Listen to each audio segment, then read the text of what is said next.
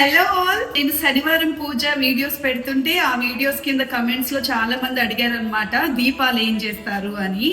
So దీపాలు నేను ఏం చేస్తాననేది ఈరోజు మీకు క్లియర్ గా చూపిస్తాను. దీపాలు కొండెక్కిన తర్వాత ఆ దీపంలో ఉండే ఒత్తులు తీసేసి ఆ బ్లాక్ పార్ట్ అలాగే బొట్లు పార్ట్ తీసేసి మొత్తం ఇలాగ పిండిలాగా చేసుకోవాలన్నమాట.